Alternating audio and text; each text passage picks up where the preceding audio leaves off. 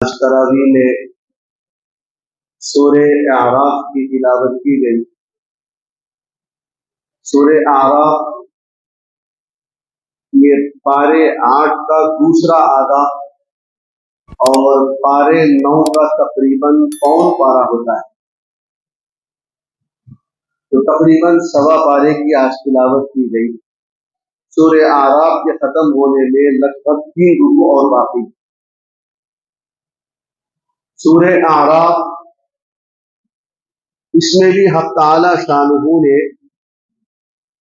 توحید سے متعلق، رسالت سے متعلق اور دیگر برے رسومات کا تذکرہ کیا، اور قوم عاد، قوم سمود اور حضرت موسیٰ علیہ السلام کی قوم کا بھی ذکر ہے۔ اعراف، سورۃ الاعراف، اعراف کے معنی ہے بلندی پر جانا، اس کے لفظی معنی ہے، لیکن اصل اعراف ایک مقام ہے، جنت اور دوزخ کے درمیان ایک مقام ہے، اعراف کہتے ہیں اس کو۔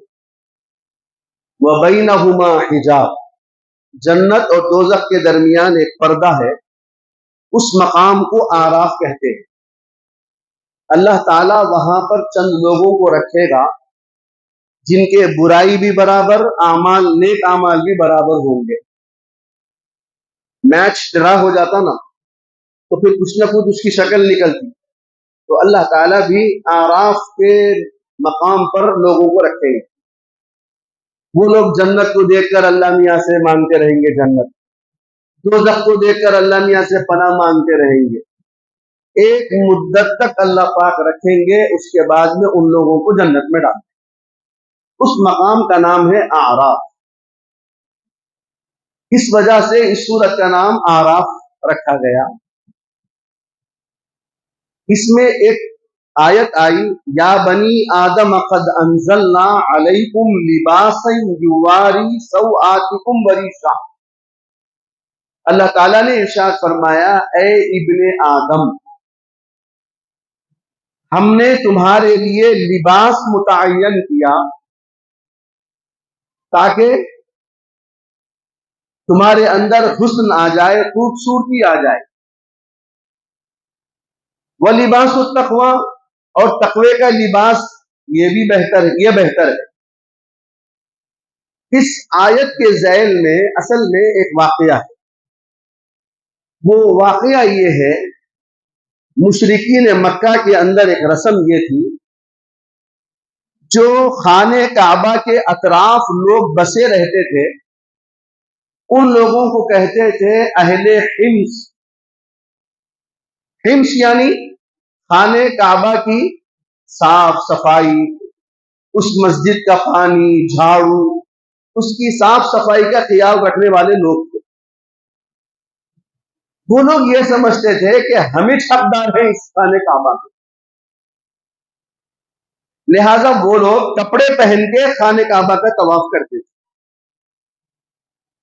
دور دور سے جو آنے والے لوگ تھے، دوسرے محلوں سے جو آنے والے لوگ تھے، یہ لوگ ان کو اجازت نہیں دیتے تھے کہ تم لوگ کپڑے پہن کے طواف کرو۔ وہاں پر دو شرطیں تھیں، ایک تو ہم سے کپڑے لے لو، ہمارے کپڑے پہنو، طواف کرو۔ اگر ہمارے کپڑے بھی تمہیں نہیں ملے تو پورے ننگے ہو کر طواف کرنا، اس لیے کہ تم لوگ گناہ کرتے ہو، تمہارے کپڑے بھی گناہ کے، لہذا گناہ کے کپڑوں کے ساتھ آ کر طواف کرنا یہ اچھی چیز نہیں ہے۔ ان کا عقیدہ تھا، اور یہ لوگ جو ہے کپڑے پہن کے طواف کرتے تھے۔ تو اللہ تعالیٰ نے اس کا رد فرمایا اے بنی آدم، ہم نے تم کو پیدا کیا اور تمہارے لیے کپڑے دیے، ہم نے لباس دیا تاکہ تم اچھے کپڑے پہنو، اپنی وضع قطع اچھی بناؤ۔ یہ کیا بے حیائی کا مظاہرہ ہے کہ ننگے ہو کر کپڑے، بغیر کپڑے پہنے طواف کرتے؟ کیا تم یہ سمجھتے ہو کہ گناہ تم کرو، کپڑے اگر اتار لو تو تمہارے گناہ چلے جائیں گے؟ کپڑوں میں کیا رکھا ہے؟ اصل تو انسان کی ذات ہے جو اس کے اندر گناہ ہے، ایک یہ۔ دوسرا، وہ لوگ جن لوگوں نے یہ شرط رکھی تھی تم کپڑے اتار کے آؤ نہیں تو ہمارے کپڑے لو، اللہ نے فرمایا تم کو سے دودھ کے دھلے ہیں، تم کپڑوں کے ساتھ جا کے طواف کر رہے ہیں اور باہر نکل کے تم بھی گناہ کر رہے ہیں۔ تو اصل یہ نہیں ہے، اصل کیا ہے؟ کپڑے پہنو، اور ایک لباس وہ ہے جو تقوی کا ہے، جو دل کی صفائی کا ہے۔ اب تعالی شانہ نے فرمایا وَلِبَاسُ التَّقْوَىٰ ذَلِكَ خَيْرٌ۔ اللہ کے گھر کا طواف ننگے نہیں کرنا، یہ بری بات ہے، اللہ نے حکم فرمایا۔ اور ان مشرکین مکہ کے اس عقیدے کو اللہ تعالیٰ نے ختم فرمایا۔ پھر یہ بھی فرمایا کہ اب جیسے کپڑے پہن کر آ رہے ہو اور کپڑے پہننے سے ہمارا جسم ڈھک جا رہا ہے، ویسے ہی اپنے دل کو بھی بناؤ، تقوی کا لباس بھی پہنو، تاکہ ظاہر بھی بن جائے باطن بھی بن جائے۔ مفسرین، یہ واقعہ بس اتنا ہے اس آیت کے ذیل میں، لیکن مفسرین نے اس آیت کے ذیل میں کپڑوں کے آداب لکھے ہیں۔ فرمایا کہ کپڑے ایسے اختیار کرو کہ جو ہمارے جسم پر اچھے ہوں، ایسے کپڑے ہرگز اختیار مت کرو کہ شرم گاہے کپڑوں کے اندر ابھر کر نظر آئے، یہ اچھی چیز نہیں ہے۔ جیسے ٹائٹ پینٹ پہننا، یا ٹائٹ جرکن پہننا، یا ایسا انشرٹ کرنا کہ بشرٹ اندر پینٹ اوپر، پیچھے کی سطر سامنے کی سطر نظر آئے، یہ لباس اللہ کو پسند نہیں ہے۔ لباس ایسا اختیار کرو کہ ہماری ظاہری شکل بھی اچھی رہے۔ اکثر دیکھنے میں آتا ہے، بہت سے تقریباً نوجوان بچوں کو دیکھنے میں آتا ہے، ذرا سی جرکن لٹکا لیتے، ذرا سا پینٹ لٹکا لیتے، اب رکوع میں جا رہا تو پیچھے سے اتنا لمبا ہاتھ ڈال کے جرکن سیدھا کر رہا، سجدے میں جا رہا تو پیچھے کی فکر، جرکن سیدھا کر رہی۔ کیا ہے یہ اللہ کو پسند نہیں ہے۔ لباس ایسا پہنو کہ چست بھی ہو، لباس ایسا پہنو جس میں ایک شان نظر آتی ہو کہ ہاں یہ مہذب ہے۔ عریانی لباس، بے حیائی کا لباس، یہ اللہ کو پسند نہیں ہے۔ ایک مسئلہ یہ بھی سن لیجئے، پینٹ اور بشرٹ پہننا یہ ناجائز نہیں ہے، جائز ہے، پہن سکتا آدمی، پہنے، لباس ہے یہ بھی۔ اسلام کے اندر یہ نہیں کہا گیا کہ یہی لباس پہنو، یہ لباس مت پہنو، متعین نہیں ہے۔ آپ پینٹ بھی پہنو، شرٹ بھی پہنو، منع نہیں کیا گیا۔ لیکن علماء نے لکھا ہے کہ صحابہ سے، نبی سے، صحابہ سے، تابعین، اولیاء اعظام، بزرگان دین، صلحاء کا جو لباس تھا وہ ایسا تھا، یا تو جبہ، یا پھر جیسے اب ہم لوگ کرتا پاجامہ پہنتے ہیں ایسا، یا پھر کرتا یا لنگی، یہ تھا۔ اس لباس کے اندر بے حیائی بھی نہیں ہوتی اور اچھا بھی معلوم ہوتا۔ باقی اگر کوئی ضرورت ہے، کوئی سرکاری ملازم ہے، نوکری کو جاتے ہیں، وہاں لباس کا ایک یونیفارم مقرر ہے، ٹھیک ہے، لباس اختیار کرو، کوئی حرج نہیں ہے۔ لیکن جب اللہ کے گھر میں آؤ تو یہاں کون آپ کو منع کر رہا؟ یہاں تو کوئی بھی منع نہیں کر رہا۔ اللہ کے گھر میں جب آؤ تو ایسا بن سور کے آؤ کہ ہر ایک کو دیکھے تو معلوم ہو کہ ہاں یہ صلحاء، متقیوں، پرہیزگاروں کی مجلس ہے۔ ماشاءاللہ، کیا جوان، کیا بوڑھا، کیا بچہ، سب کے چہروں پہ، سب کے جسموں پہ جو ہے بہترین لباس، اس کا اہتمام کریں گے نا انشاءاللہ۔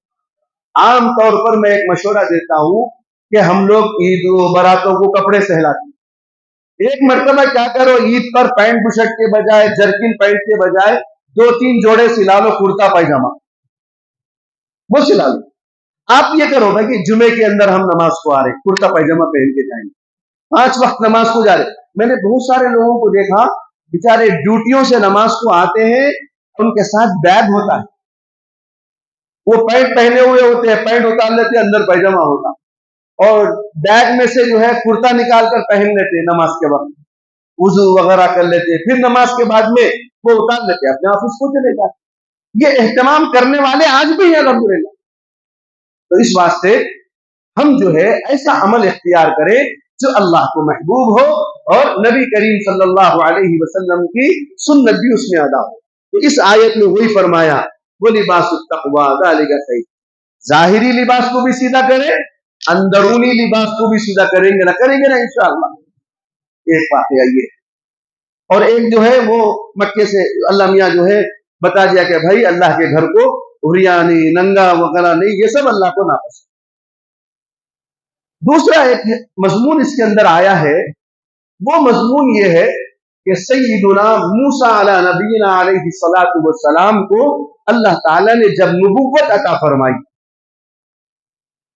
हजरत मूसा अलैहि सलाम अपनी बीवी के साथ तशरीफ ले जा रहे हैं, सर्दी बड़ी कड़ाके की सर्दी थी, सख्त सर्दी थी, तो हजरत मूसा अलैहि सलाम आग की तलाश में थे।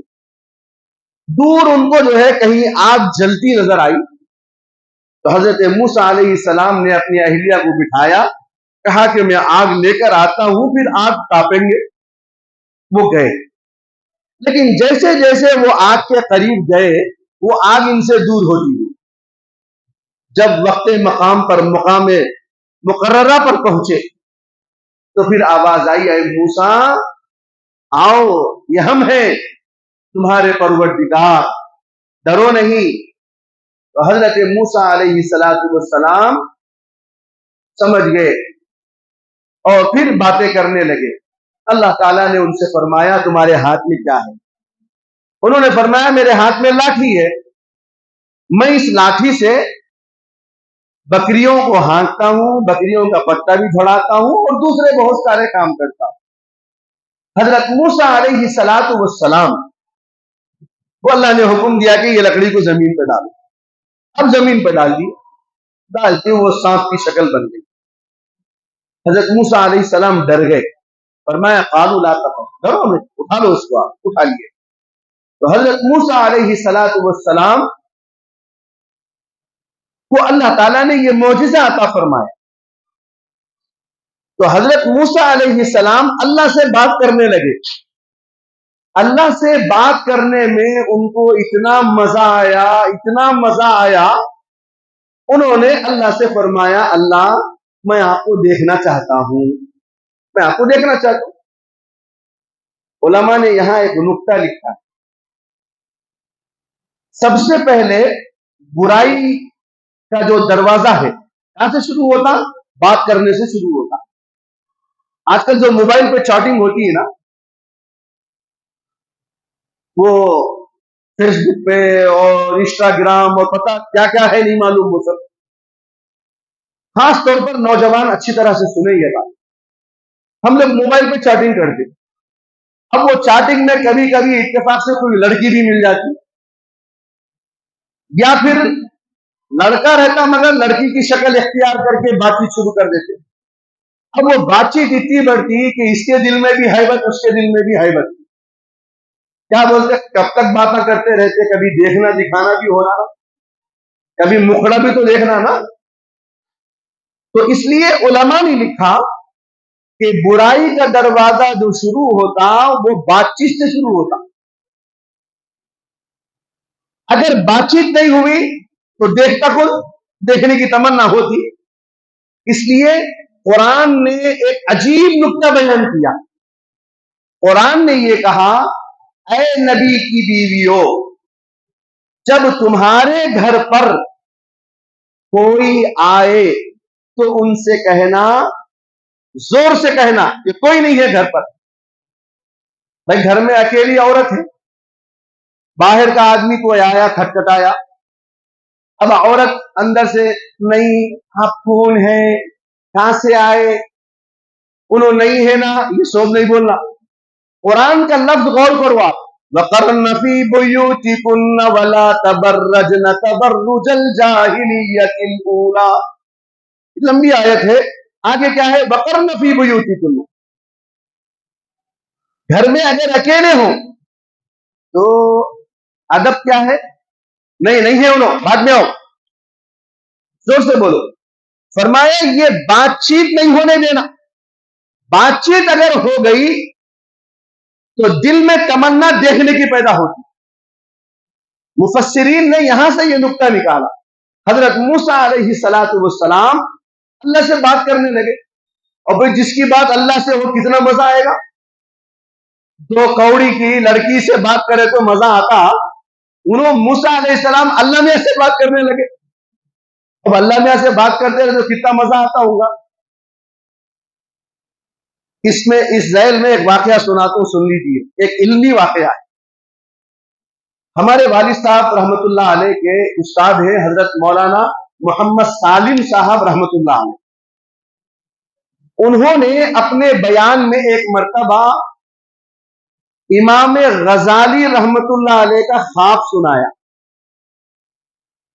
فرمایا کہ امام غزالی رحمت اللہ علیہ ایک مرتبہ خواب دیکھے کہ حضرت موسیٰ علیہ السلام بھی ہیں اور حضور صلی اللہ علیہ وسلم بھی ہیں۔ حضرت موسیٰ علیہ السلام نے حضور صلی اللہ علیہ وسلم سے یہ فرمایا، اے اللہ کے نبی، آپ نے یہ فرمایا کہ آپ کے امت کے علماء بنی اسرائیل کے انبیاء کے جیسے ہیں۔ یہ حدیث ہے، علماء امتی کا انبیاء بنی اسرائیل۔ تو حضرت موسیٰ علیہ السلام نے فرمایا، اللہ کے نبی، کیا آپ کی امت کے علماء بنی اسرائیل کے نبیوں سے بڑے ہوئے ہیں کیا؟ درجہ تو بڑا نہیں ہے نبیوں سے۔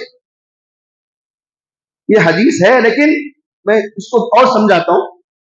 اللہ کے رسول صلی اللہ علیہ وسلم کا فرمان یہ ہے کہ اللہ کے نبی کے بعد اب کوئی نبی آنے والے نہیں، تو اب یہ نبوت کے کام کو انجام دینے والے کون ہیں؟ علماء ہیں۔ تو حضور صلی اللہ علیہ وسلم نے مثال دے کر فرمایا، جیسے ایک نبی کے بعد دوسرا نبی آ کر کام کیا کرتا تھا بنی اسرائیل میں، اب میری امت کے علماء وہ کام کریں گے، یہ فرمایا۔ اس کا مطلب یہ ہے۔ تو حضور صلی اللہ علیہ وسلم نے مسکرایا اور حضرت موسیٰ علیہ السلام سے فرمایا، میری امت کے علماء یہ سب بیٹھے ہیں، ان سے ہی سوال کر لو، میرے علماء سے ہی امتحان لے لو۔ اب حضرت موسیٰ علیہ السلام سامنے نظر دوڑائی۔ امام غزالی فرماتے ہیں کہ سب سے پہلے میں بیٹھ کے تھا وہاں۔ کیسے خواب دیکھتے تھے لوگ، حضور بھی ہے، موسیٰ علیہ السلام بھی ہے۔ امام غزالی فرماتے ہیں کہ سب سے پہلے میں بیٹھ کے تھا۔ موسیٰ علیہ السلام امام غزالی کو غور سے دیکھ رہے، تو امام غزالی کے دل میں ڈر پیدا ہوا، موسیٰ علیہ السلام اللہ کے نبی، کس کی ہمت، اس کون سے بھی نبی کے سامنے ٹھہرنے کی ہمت کس کو ہو سکتی؟ تو حضرت امام غزالی فرماتے ہیں کہ وہ مجھے دیکھنے لگے، پتہ نہیں مجھ سے کیا سوال کریں گے، میں ڈر گیا، آنکھیں پھاڑ کر دیکھنے لگا۔ تھوڑی دیر میں موسیٰ علیہ السلام نے فرمایا، او ادھر آؤ۔ امام غزالی سے کہا کہ ادھر آؤ۔ امام غزالی سے کہا، کیا نام ہے تمہارا بتاؤ؟ تو امام غزالی نے فرمایا، میرا نام محمد غزالی، میرے ابا کا نام یہ، میرے دادا کا نام یہ، میرا گاؤں یہ، میرا وطن یہ سب بولے ہم۔ تو موسیٰ علیہ السلام فوراً سوال کرے، میں نے آپ سے کیا پوچھا تھا؟ نام پوچھا تھا، تمہارے ابا کا نام بولا، تمہارے دادا کا نام پوچھا، جتنا پوچھنا تھا اتنا ہی بولنا تھا، آپ نے یہ سب کیوں بولے؟ تو امام غزالی رحمت اللہ علیہ فرماتے ہیں کہ میرے اندر ہمت ہوئی، حضور صلی اللہ علیہ وسلم بھی بیٹھ کے ہے نا، ڈرتے ڈرتے میں نے پوچھا، اے اللہ کے نبی موسیٰ علیہ السلام، میں بھی آپ سے ایک سوال کرنا چاہ رہا ہوں۔ حضرت موسیٰ نے فرمایا کہ بولو۔ تو امام غزالی نے کہا، اے اللہ کے نبی موسیٰ، آپ سے بھی اللہ نے یہ پوچھا تھا تمہارے ہاتھ میں کیا ہے بتاؤ، آپ نے کیا کہا؟ قال هي عصاي اتوكل عليها واهش بها على غنمي ولي فيها مآرب اخرى۔ اے اللہ کے نبی، آپ نے یہ کہا کہ یہ لکڑی ہے، میں اس سے ٹیکا لیتا ہوں بکریوں کو ہانٹتا ہوں، پتا توڑتا ہوں. تو اللہ میاں نے آپ سے بھی سوال کیا تھا کیا ہے، تو آپ لکڑی بتا دیتے. یہ سو پوچھے تھے کیا اللہ میاں؟ تو حضرت موسیٰ علیہ السلام نے کیا جواب دیا تھا؟ او ہو، ارے میاں مجھے اللہ سے باتیں کرنے میں مزہ آ رہا تھا. امام غزالی نے فرمایا اے موسیٰ علیہ السلام مجھے بھی آپ سے بات کرنے میں مزہ آ رہا تھا. تو حضور صلی اللہ علیہ وسلم سے حضرت موسیٰ نے فرمایا واقعتاً آپ کے امت کے علماء ہیں. یہ خواب حضرت نے اپنی تقریر میں بیان کیا تھا. یہ تو اس سے کیا پتا چلا کہ بات جب کرتے ہیں تو دل میں دیکھنے کی تمنا ہوتی. تو حضرت موسیٰ علیہ السلام اللہ میاں سے بار بار بات کرتے تھے. کوہ طور پر جانا، اللہ سے بات کرنا، جانا، بات کرنا. ایک دن حضرت موسیٰ علیہ السلام کیا بولے، اللہ میاں کب تک باتیں کرتے رہتے، ایک دن دیکھو نا، میں دیکھنا چاہ رہا ہوں. اور کیوں دیکھنے کی تمنا نہیں ہوتی؟ فرمایا ربی انظرنی الی، اللہ میں آپ کو دیکھنا چاہتا ہوں. اللہ میاں کیا بولے، قال لن ترانی، آپ مجھے دیکھ نہیں سکتے. مگر موسیٰ علیہ السلام تھے ضدی، جلدی نہیں مانتے تھے. موسیٰ علیہ السلام بڑے ضدی تھے، بڑے جلالی تھے. ایک دن ملک الموت آیا موسیٰ علیہ السلام کی روح نکالنے کے لیے. ڈائریکٹ آیا، روح نکالنے جا رہا. موسیٰ علیہ السلام کو غصہ آیا، ملک الموت کو ایک تھپڑ مارا، اس کی آنکھ پھٹ گئی. حدیث میں مشکاہ شریف میں ہے یہ واقعہ. موسیٰ علیہ السلام نے ایک تھپڑ مارا، ملک الموت کی آنکھ پھٹ گئی. وہ سیدھا اللہ کے لے گیا، اللہ میاں کہاں بھیجے دیا آپ؟ گیا تھا روح نکالنے. اللہ میاں بولے اس کو ٹھیک کر دیے ملک الموت کو. بولے کہ کیسے گئے تھے؟ بولے کہ جیسے سب کی روح نکالتا ہوں ویسے نکالتا ہوں. نہیں، وہ میرا نبی ہے. نبی کا مقام اور اس کا ادب یہ ہے کہ جاؤ اجازت لو، اللہ نے مجھ کو بھیجا ہے روح نکالنے کے لیے، اگر وہ اجازت دے تب روح نکالنا. تم نے ادب کے خلاف کام کیا اس لیے سزا ملی. اب اللہ نے کہا کہ جاؤ موسیٰ علیہ السلام کے پاس اور یہ کہو اللہ نے فرمایا ہے کہ تم ایک جانور کے پیٹھ پر اپنا ہاتھ رکھ دو، اس ہاتھ کے نیچے جتنے بال آئیں گے اللہ اتنی زندگی آپ کی لمبی کرے گا. فرشتہ آیا، اجازت لیا، دودھ کا جلا چھانچ بھی پھوک پھوک کے پیتا. اب آیا ملک الموت، سیدھا گیا، سلام کلام کے بعد میں بولا کہ میں روح نکالنے والا فرشتہ ہوں، اللہ میاں یہ پیغام بھیجے آپ کسی جانور کے اوپر ہاتھ رکھ دو. حضرت موسیٰ علیہ السلام نے فرمایا کہ نہیں، مجھے تو اللہ سے ملنے کی تمنا ہے، جہاں روح قبض کر لے، روح قبض کر لے. تو حضرت موسیٰ علیہ السلام بڑے جلالی تھے. ایک جو ٹارگٹ رکھا. تو اللہ میاں بولے نہیں دیکھ سکتے موسیٰ، نہیں دیکھتا ہوں. اللہ میاں نہیں دیکھ سکتے، دیکھ سکتا ہوں. تو اللہ میاں کیا بولے ایک کام کرو، میرے کو دیکھنا تو بہت دور کی بات ہے، لیکن میری تجلی، میرے نور کی ایک ہلکی سی تجلی بھیجتا ہوں میں، اس کو اگر آپ برداشت کر لیے تو پھر انشاءاللہ آگے کی کاروائی. Okay done. حضرت موسیٰ علیہ السلام نے کہا ڈن ہے. اب اللہ نے کیا کرے، فَلَمَّا تَجَلَّى رَبُّهُ لِلْجَبَلِ جَعَلَهُ دَكًّا وَخَرَّ مُوسَىٰ صَعِقًا. اللہ نے جب تجلی بھیجی تو حضرت موسیٰ علیہ السلام ایک چیخ مارے اور بے ہوش ہو کر گر گئے. اور پھر اس کے بعد جو فرمایا فَلَمَّا أَفَاقَ قَالَ سُبْحَانَكَ تُبْتُ إِلَيْكَ وَأَنَا أَوَّلُ الْمُؤْمِنِينَ. اے اللہ یقیناً آپ کی ذات بڑی پاک ہے، میں برداشت نہیں کر سکتا میں. لیکن آپ کو بتاؤں حضرت موسیٰ علیہ السلام نہیں دیکھ سکے اللہ کو، لیکن اللہ نے ہمارے نبی کو کیسا انتظام کیا، معراج کی رات میں عرش پر بلایا، اپنے سامنے بٹھایا اور اپنے سامنے دیدار کروایا. ہمارے نبی کا مقام بڑا ہے. صلو علی محمد صلی اللہ علیہ وسلم. تو یہ آیتیں بھی آئی، اس لیے علماء نے لکھا ہے، یہاں سے نکتہ لکھا ہے، کسی نامحرم سے بات نہ کرے، پردہ رکھے. بات چیت ابتدا ہے برائیوں کی، یہ کہاں تک جاتی نہیں معلوم. چنانچہ کئی واقعات ایسے ہو رہے. نہیں مولوی صاحب پہلے ہم وہاں خالی چاٹنگ شروع کرے تھے، کرتے کرتے وہ کیسا ہو گیا کہ سمجھ میں نہیں آیا. وہ نہیں سمجھ میں آتا، وہ دماغ کام ہی نہیں کرتا، جب پورے فیوزاں اڑ کے رہتے دماغ میں۔ اللہ ہم سب کی حفاظت فرمائے۔ اور پھر آگے جو ہے قوم عاد کا، قوم سمود کا، اور پھر جو ہے حضرت شعیب علیہ السلام کی قوم کے واقعات کو اللہ نے بیان کیا۔ آگے پاروں میں تفصیلات کے ساتھ آئیں گے انشاءاللہ، اس وقت وہاں ان قوموں کے تعلق سے باتیں کی جائے گی۔ اللہ تعالیٰ مجھے اور آپ کو توفیق عمل نصیب فرمائے۔ یا ربی لک الحمد کما ینبغی لجلال وجهک وعظیم سلطانک، الحمد للہ رب العالمین۔ اللہم صلی علی سیدنا محمد وعلى آل سيدنا محمد وبارك وسلم۔ ربنا آتنا في الدنيا حسنة وفي الآخرة حسنة وقنا عذاب النار۔ اللهم ارحمني يا أرحم الراحمين، رب ارحمهما كما ربياني صغيرا۔